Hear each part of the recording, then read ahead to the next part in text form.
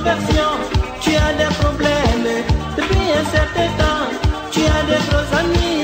Tu es rejeté par tes parents, tu es rejeté par tous tes amis. Tu es méprisé par ton mari, tu es méprisé même par ta femme. Mais toi, mais toi, mais toi, mais toi, oh.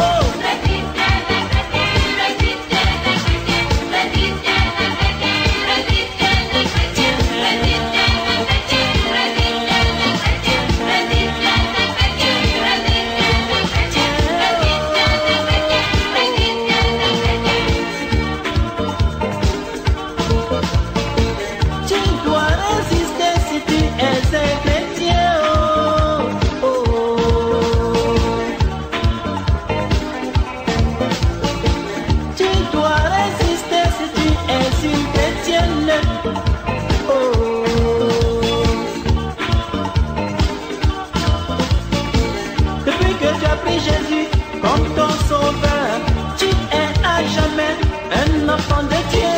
Dans ta découverte, Satan est présent, cherchant un moyen pour te terrasser.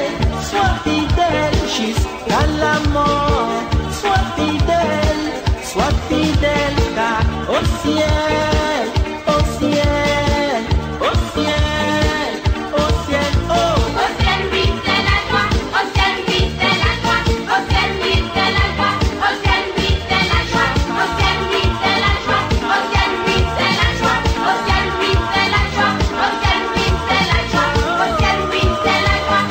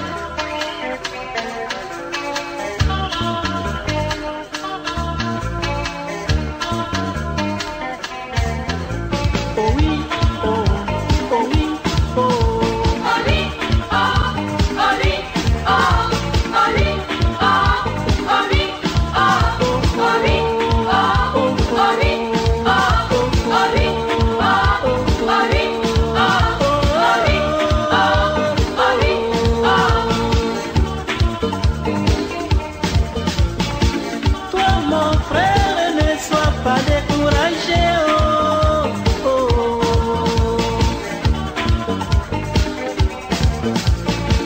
Toi ma sœur, ne sois pas découragé. Oh, oh.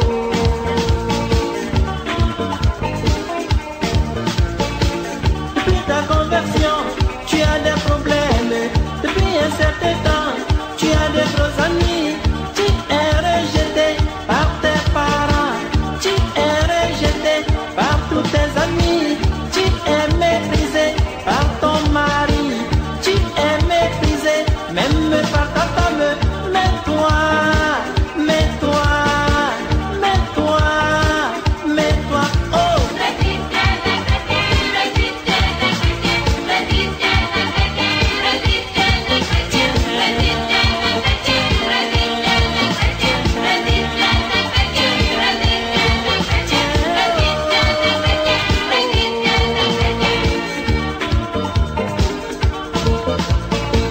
Tu dois résister si tu es un chrétien.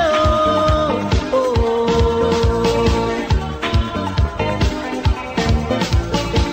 Tu dois résister si tu es une chrétienne. Oh.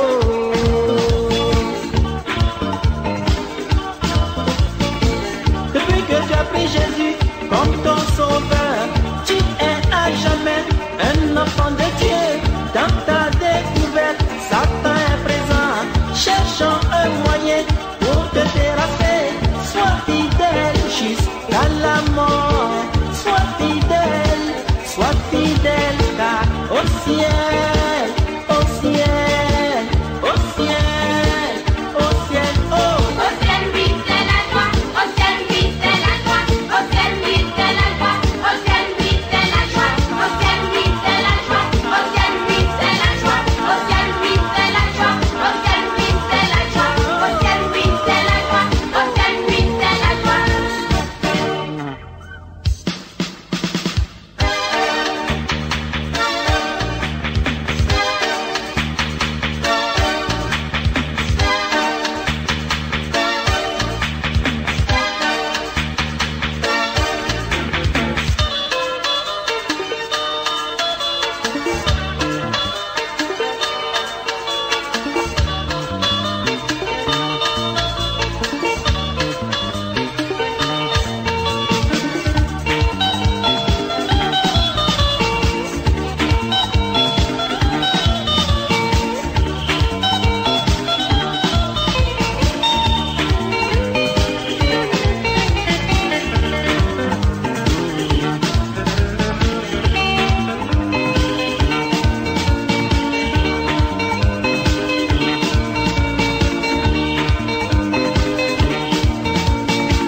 Jésus a dit qu'au ciel c'est la joie. Jésus a dit qu'au ciel c'est la paix.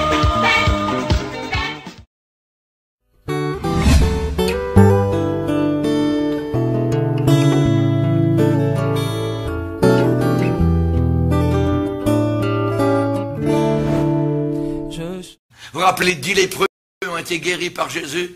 Combien sont revenus pour le remercier avec gratitude? Un seul. Un seul. Ça veut dire 10%. 10% des guéris, 10% des sauvés, voyez, sont remplis de gratitude.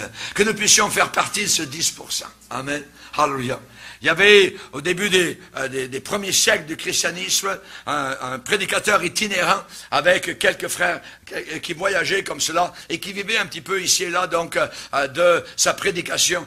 Et il voyageait au travers, donc, du pays. Et donc, il dépendait totalement de la bonne volonté des gens pour leur nourriture. Les gens se rassemblaient, arrivaient dans un village, c'était un prédicateur. Ils écoutaient, donc, la prédication du prédicateur et la musique que ses amis pouvaient faire, et donc ils entendaient la bonne nouvelle. Et un jour, alors que les dons étaient rares, donc le leader du groupe a choisi un endroit frais, à côté d'un beau petit courant d'eau, descendant des montagnes, pour manger le maigre repas qu'ils avaient, donc, cette journée-là. Et les frères sont rassemblés autour de leur leader, et le leader a commencé à rendre grâce pour le petit repas qu'ils avaient. Il a loué le Seigneur et il a remercié Dieu, donc, qui était Dieu le donateur généreux de toutes choses. Et il y a un jeune homme, donc, du groupe qui a commencé à reprendre le leader et lui a dit, est-ce que c'est vraiment nécessaire, est-ce que c'est honnête et sensé de remercier Dieu pour un si petit repas que nous avons aujourd'hui? Alors le leader a écouté attentivement ce que le jeune déprimé est en train de lui dire et il a répondu en disant, et je cite, « Regarde le banquet que Dieu a préparé pour nous. Aucun noble n'a jamais fêté dans une maison dont le toit était si merveilleusement travaillé, le dôme du ciel. Regarde la plus belle nappe de table tissée par un prince. Eh bien, cette nappe ne pourrait jamais se comparer et égaler la blancheur de ce beau bloc de pierre blanc sur lequel nous posons notre petit repas. Regarde les chantres de Dieu. Ils sont en train de faire de la musique pour nous. Écoute les oiseaux qui sont là. Et quel esclave pourrait laver, rafraîchir nos pieds comme ce petit ruisseau de montagne dans lequel se jouent les rayons du soleil? Dieu a pourvu pour vous, pour moi. Ne dirons-nous pas grâce au Seigneur pour tout cela? Amen. Alléluia. On peut toujours rendre grâce à Dieu. On peut toujours rendre grâce à Dieu. Jésus a rendu grâce pour le petit lunch qu'un jour un petit garçon lui a donné. Il aurait pu dire, oh, pas besoin de rendre grâce, c'est rien. Tout ça. Non, Jésus a rendu grâce pour cela et il l'a multiplié.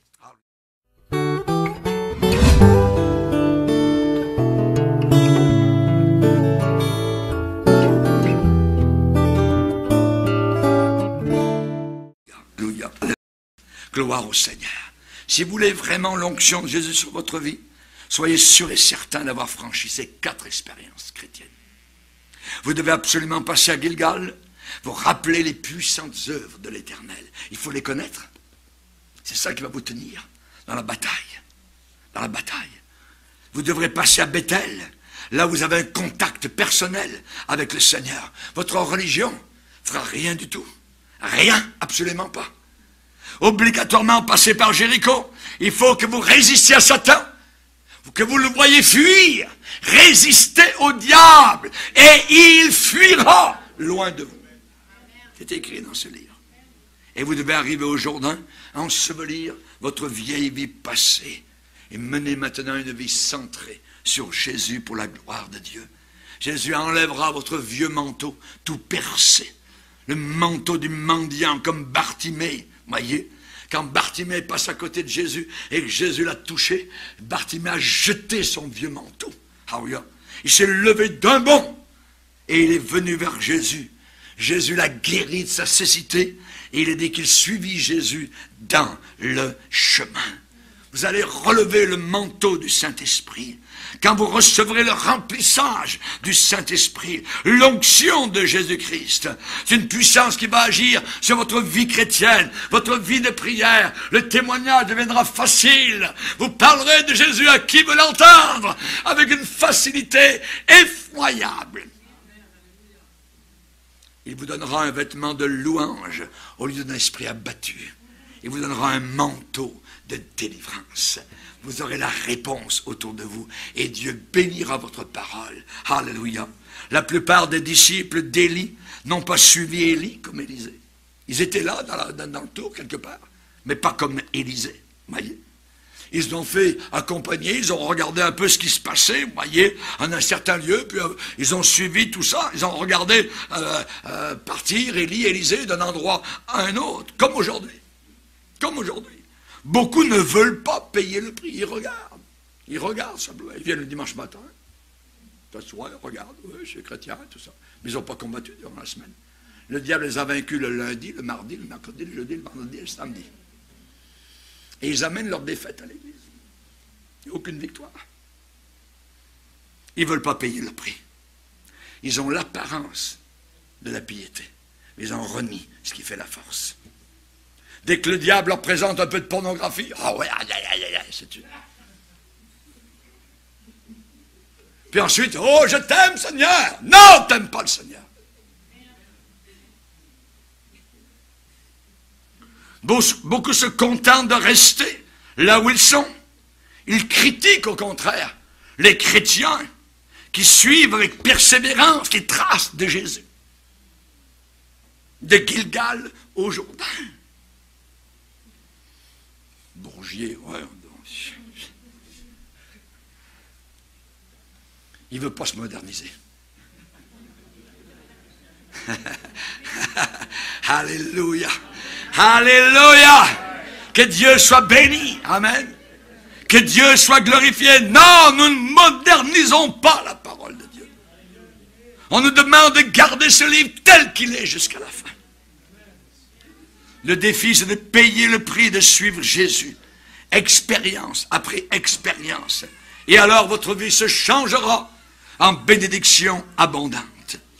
On a parlé de ces gens, les premiers chrétiens, ceux qui ont bouleversé le monde sont venus vers nous. Aujourd'hui, l'idée, c'est, venez les païens, on ne veut pas vous bouleverser. Vous aimez le rock à l'intérieur, on va vous donner du rock chrétien. Vous aimez la cigarette, on va vous donner la cigarette. Continuez. Vous aimez tel genre de musique, on va vous donner tout. Vous aimez les danses, oh ben oui. Vous aimez voir les filles danser, on va vous donner des filles en avant qui dansent, sont sexy et tout ça, et puis vous ne passerez pas à Jésus, mais vous regarderez nos femmes. C'est diabolique. Une église sera vomie de la bouche du Seigneur Jésus-Christ. Élisée a eu l'onction, la double onction. Vous savez ce qu'il a dit un jour? Alors que le peuple ne savait pas, les ennemis étaient de partout. Élisée a dit, faites venir quelqu'un qui joue de la harpe, qui est rempli de Saint-Esprit, pendant que le joueur de harpe chantait sa vie. Et il a dit, faites dans cette vallée des fosses, creusez des fosses. Vous ne verrez aucun vent. Vous n'entendrez aucun vent. Vous ne verrez pas de pluie tomber.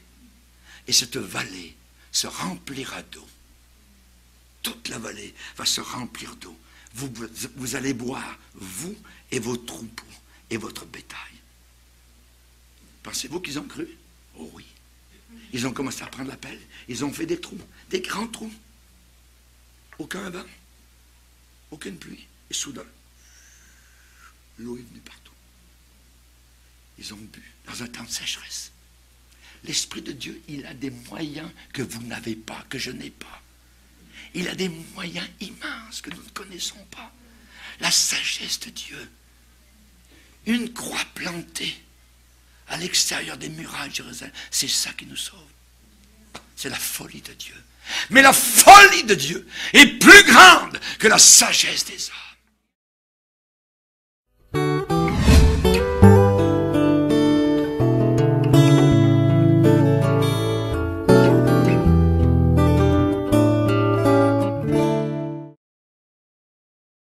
L'Évangile de la prospérité, une semence pourrie, par David Wilkerson, MBLR.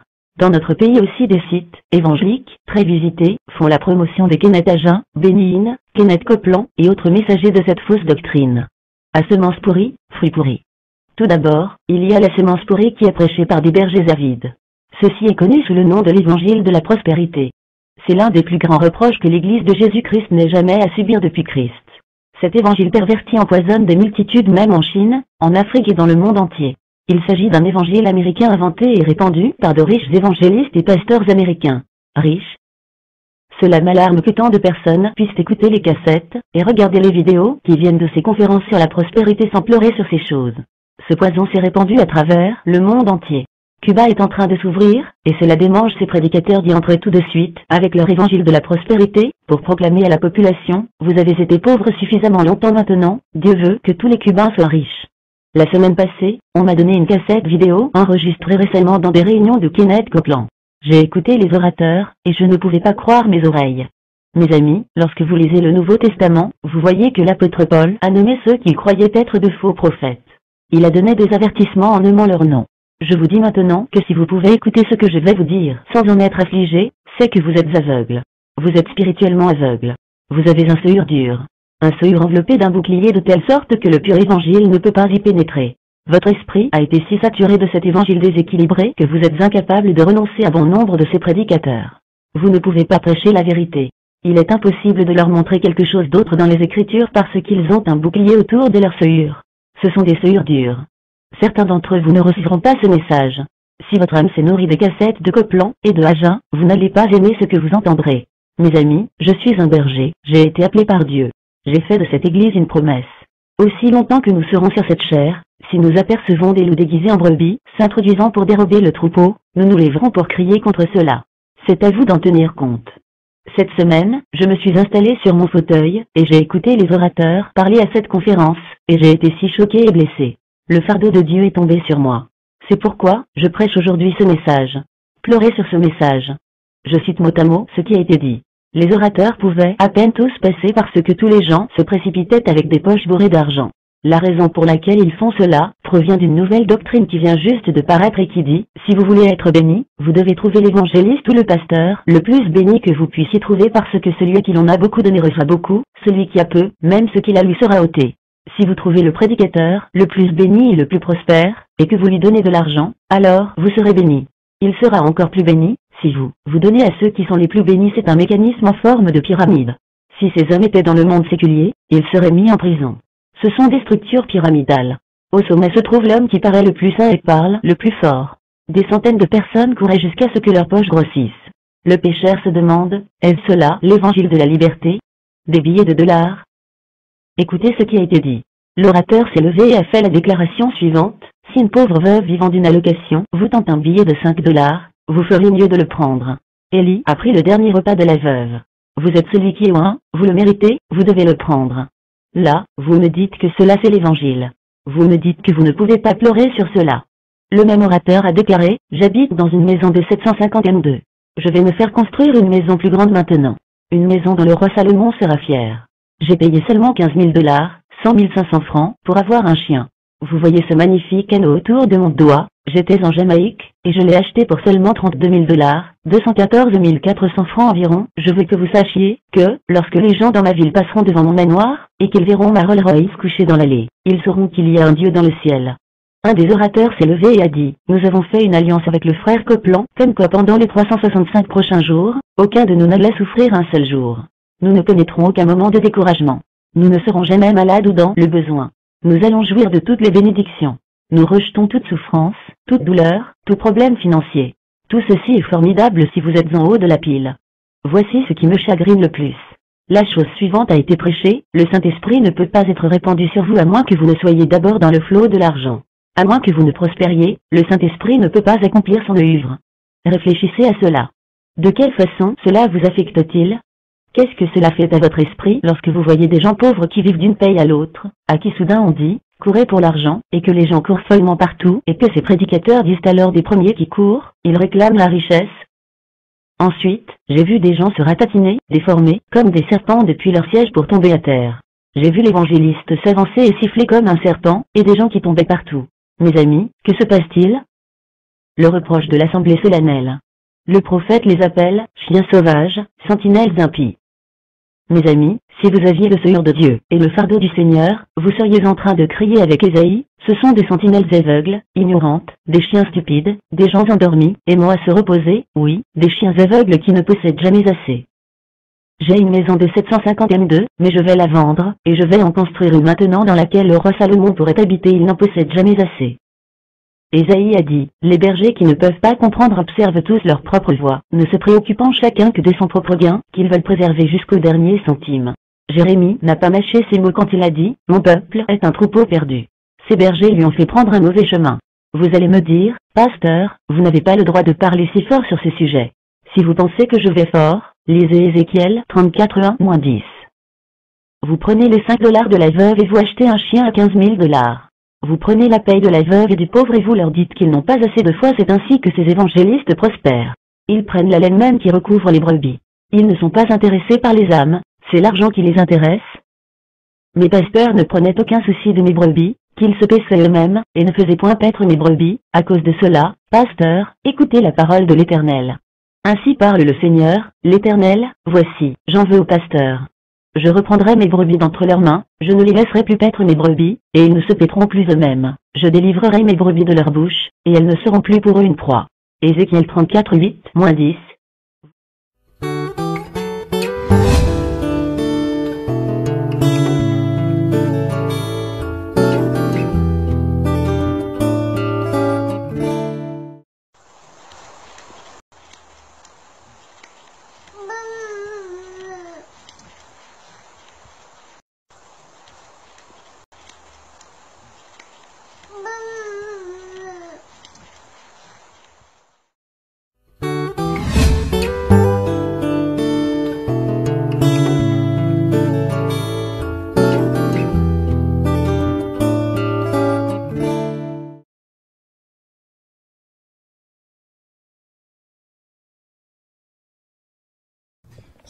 YouTube. Comment allez-vous, mes amis? Dans cette vidéo, je veux vous exposer plutôt les pasteurs sataniques et comment les repérer. Je veux vous dire juste attention à qui vous écoutez lorsque vous écoutez un pasteur. Il n'y a rien de mal à s'interroger sur les mots. Vous savez, lorsque j'ai commencé à devenir chrétien, je me questionnais comme les gens qui étaient chrétiens depuis longtemps. Je me questionnais surtout. La Bible dit qu'un bon pasteur ou une personne de Dieu produit de bons fruits et une mauvaise personne produit de mauvais fruits.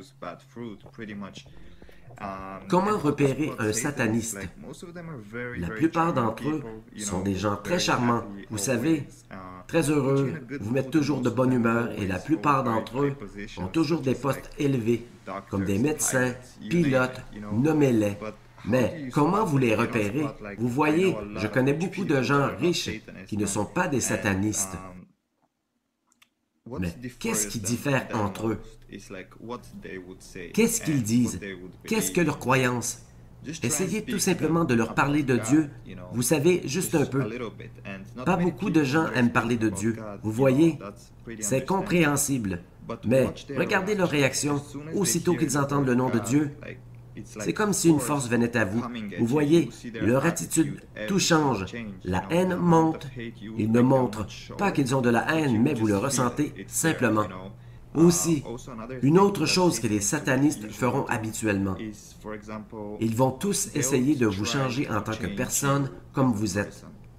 Par exemple, ils vont venir à vous et vous direz « Wow, cette personne a vraiment une bonne influence. » Mais pensez à ce qu'ils disent. Je connais un sataniste qui disait en parlant des gens pauvres, « Comment pouvez-vous fréquenter des gens pauvres? Vous savez que les gens pauvres se plaignent, et les gens pauvres sont toujours jaloux de vous, et ils vous apportent vers le bas. Ils embêtent avec leurs problèmes. » Alors, ce gars me disait, « J'aime plutôt être ami avec les gens riches que de négocier avec les problèmes des pauvres. » Je lui ai dit, « Écoute mon ami, ils sont pauvres parce qu'ils n'ont pas eu beaucoup dans la vie. Cela ne signifie pas qu'ils vont toujours être comme cela. En même temps, tout le monde est égal à mes yeux. Riches, pauvres, d'où qu'ils viennent, la couleur de leur peau.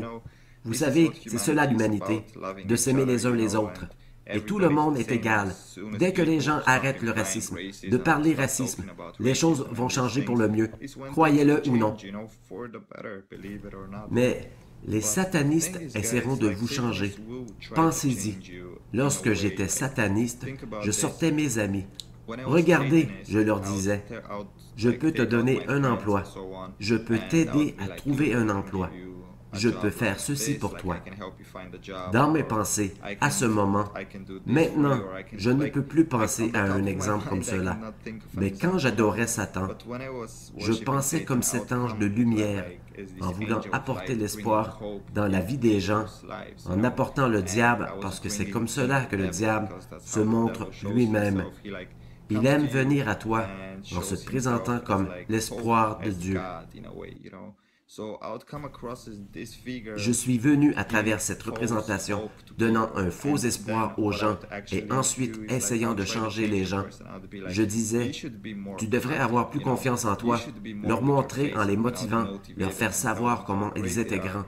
J'étais assis à l'arrière en disant, vous avez juste à suivre mes règles et à la fin de la journée, vous verrez qui rira, vous verrez que je vous ai dupé.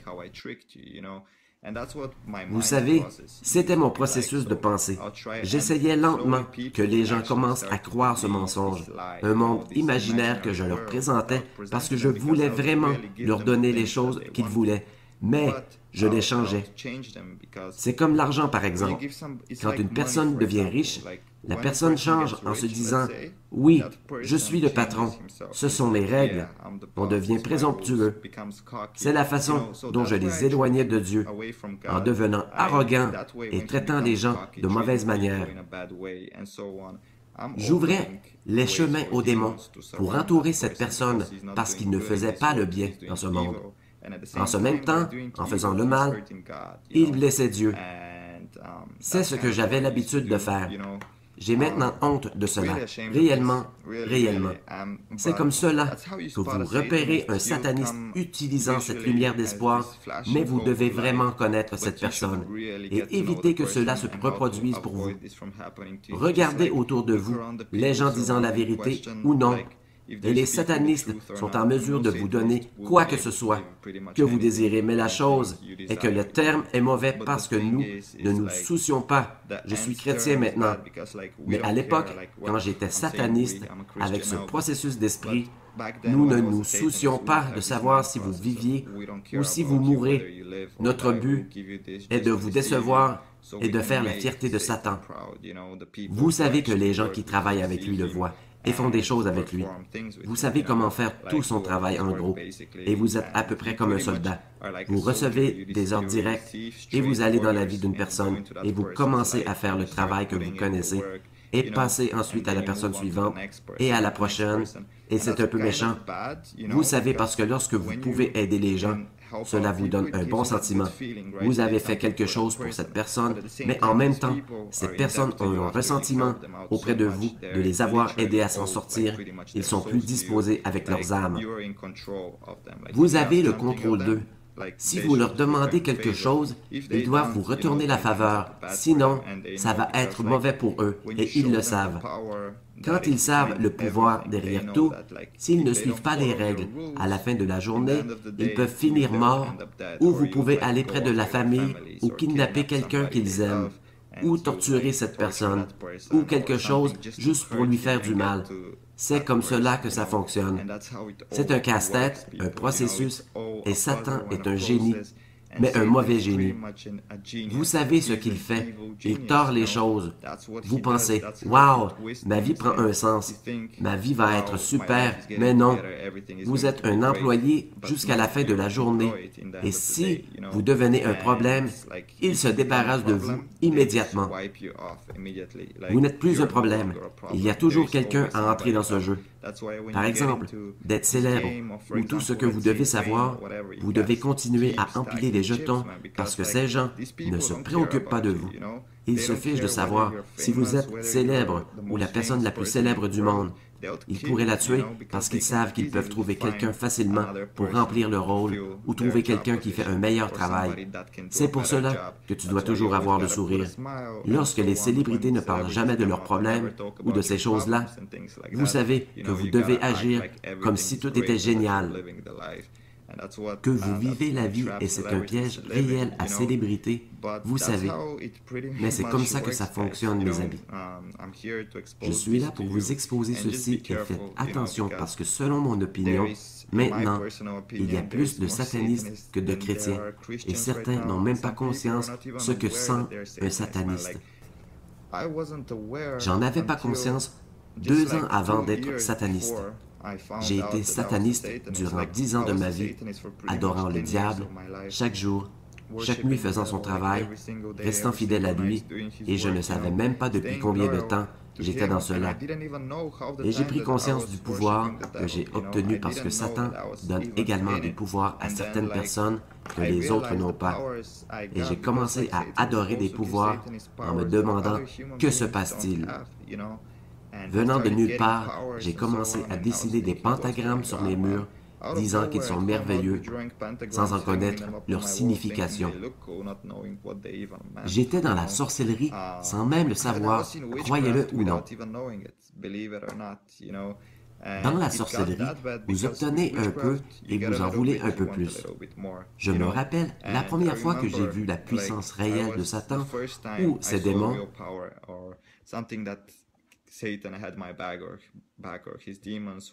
C'était, je me souviens que j'étais à l'université, vous savez, il y avait un gars qui se moquait de moi parce que je m'habillais un peu bizarrement. Pas bizarrement, en fait. J'étais très bien habillé, mon oncle est un créateur de mode, mais j'avais des souliers avec la couleur or. C'est pour cela qu'il se moquait de moi. Je lui ai dit, « Ok, continue à parler, continue. Continue, je vais te donner une chance, ou je vais te faire mal, si mal qu'il va te blesser toute ta vie, n'importe où tu regarderas. » Et il dit, « Oui, pars avec tes conneries, tu ne connais rien, tu n'es personne. Je lui ai dit, OK, attends, tu verras. Je suis rentré chez moi, j'ai prié Satan. Il m'a montré le diable comme un bout monté tout droit et il m'a dit qu'il sentait mes émotions. Il dit, que se passe-t-il? Je vous le dis, que ce gars, le lendemain est venu chez moi parce que j'ai envoyé des démons à sa maison pour hanter sa famille, tout le monde, son ami, tout le monde. Qu'est-il arrivé? Il est venu pleurer en me suppliant, vous savez, et je lui ai dit, d'accord, j'arrêterai la malédiction. Mais la chose est que j'ai parlé au diable pour annuler le châtiment et le diable que j'adorais, le diable n'est pas un démon. Il est encore un ange. Satan n'est pas encore en enfer. Il n'a jamais mis le pied en enfer, pas encore. Satan est dans ce monde, se promenant de gauche à droite, gauche, droite, trompant les gens, faisant son boulot. Alors, Satan a réellement dit « Non, non, non, personne ne se frotte à nous, et il va connaître mon nom le restant de sa vie. » Ses parents ont divorcé, ils ont vécu la crise financière, et ce gars est devenu, je crois qu'encore aujourd'hui, est un héroïnomane, ou peu importe. C'est simplement le pouvoir des ténèbres. Si vous n'êtes pas chrétien, si vous n'êtes pas béni de Dieu, vous n'avez rien à perdre à croire en Dieu. Donnez-lui une chance, juste à être dans votre chambre et dire « Dieu, es-tu ici? » Et bien sûr, sa présence magnifique viendra avec toi. Ceci est une vidéo, mes amis. Je ne me souviens même plus quand j'ai commencé à parler. Je ne sais pas quel est le sujet, mais je suppose, je crois que cela pourrait être intéressant parce que quelqu'un d'entre vous, comme beaucoup de gens, pense que la sorcellerie est cool. Nous pouvons avoir tellement de pouvoirs et de choses. Mais je dois vivre avec chaque jour de ma vie que ce gars est devenu héroïnomane, que j'ai fait des choses à des gens qui m'ennuyaient. Et ce n'est pas des choses que tu oublies. Dieu peut te pardonner, mais tu ne peux toi-même te pardonner. Donner tant de peine à des vies humaines. Bien sûr, ce n'est pas seulement un vieux chemin oublié. J'ai été possédé par tant de démons et je peux dire facilement que ce n'est pas de ma faute, mais plusieurs ne comprendront pas. Mais comprenez bien, restez loin du vaudou, restez loin de la sorcellerie ou n'importe quoi qui est en relation avec le diable. N'allez pas vers le diable, parce que je vous le dis, ceci peut être attirant en premier lieu, mais cela m'a coûté mon enfance et bien des choses. Cela s'est produit, c'est dérangeant. Comme je sais, si je retourne au satanisme, je serai probablement tué.